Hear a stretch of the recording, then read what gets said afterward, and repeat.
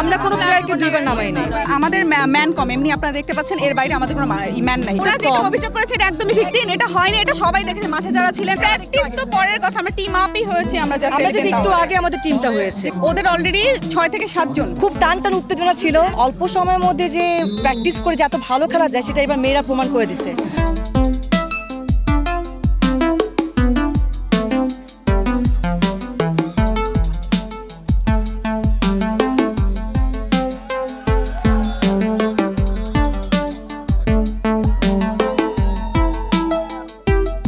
কারণ আসলে ভাবি না যে আমরা জিতবো, কিন্তু যেহেতু আমরা প্রথমবার খেললাম, আমরা সবাই প্রথমবার খেলেছি এবার এখানে।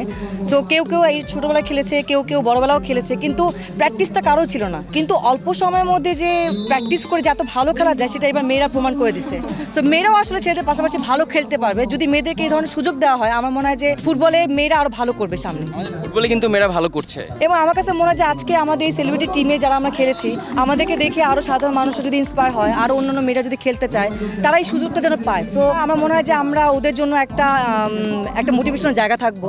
তো আমি চাই যে আমাদের পাশাপাশি আরও অনেক মানুষ যারা আসলে খেলতে চায়, যারা ভালো কিছু করতে চায় মেয়েরা, সো ওরা চাইলেই কিন্তু ওই আমাদের খেলাটা দেখেও কিন্তু ওদের মধ্যে একটা মোটিভেশন কাজ করবে। সো আমি চাই সবাই খেলুক, সবাই ভালো কিছু করুক।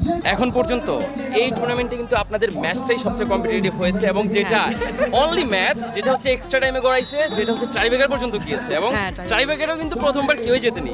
হ্যাঁ, সো এই বিষয়টা খুব টান উত্তেজনা ছিল।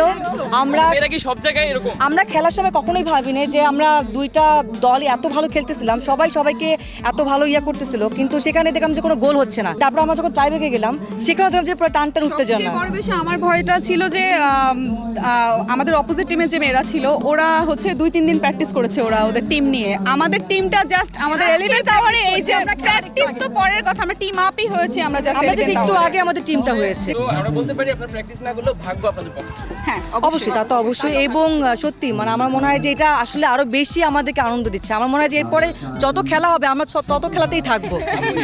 ফাইনাল জিতা আমি যারা হেরেছে আমাদের সেই দলের কাছে গিয়েছি, একটা অভিযোগ করেছে হচ্ছে আপনারা একটা প্লেয়ারকে দুইবার মাঠে নেমেছেন, অর্থাৎ একবার সাবস্টিটিউট করার পরে সে আবার নেমেছে। তাদের কাছে জিনিসটা না, আমরা কোনো প্লেয়ারকে দুইবার নামাই নাই। না না, উল্টো তো ওনাদের তাদেরকে হারানো হয়েছে। না না না এখানে একটা আমি বলি, এটা একটা বিষয় ছিল যে তারা যেহেতু আমাদের ম্যান কম, এমনি আপনারা দেখতে পাচ্ছেন, এর বাইরে আমাদের কোনো ম্যান নাই। ওদের অলরেডি 6 থেকে 7 জন অলরেডি।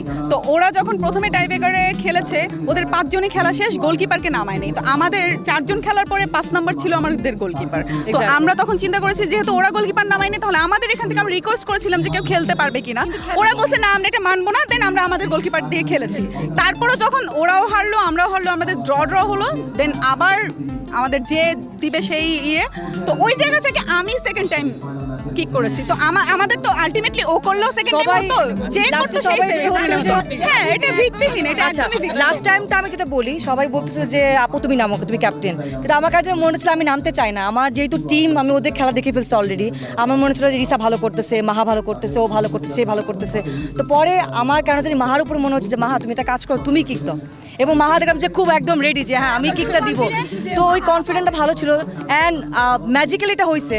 কিন্তু আমাদের মধ্যে একটা কনফিডেন্স ছিল যে আমরা আসলে পারবো, কারণ আমরা যে পরিমাণ অল্প সময় প্র্যাকটিস করছি, এটা দুর্দান্ত। যেটা বলেছে, যেটা আর্জি ছিল আমরা মেনে নিয়েছি, আমাদের করতে চাইনি। জাস্ট আমরা একটা রিকোয়েস্ট করেছিলাম যে আমার গোলকিপার যেহেতু আপনারা খেলেন নাই, আমরা খেলাবো না, এটা কি করা যাবে কিনা। ওরা মানে নেই, আমরা চুপ করে টিম আমাদের যেটা অভিযোগ করেছে এটা একদমই ভিত্তিহীন, এটা হয়নি, এটা সবাই দেখেছে মাঠে যারা ছিলেন, আপনারা হয়তো বা দেখেছেন। এটা আমরা সেকেন্ড টাইম করি।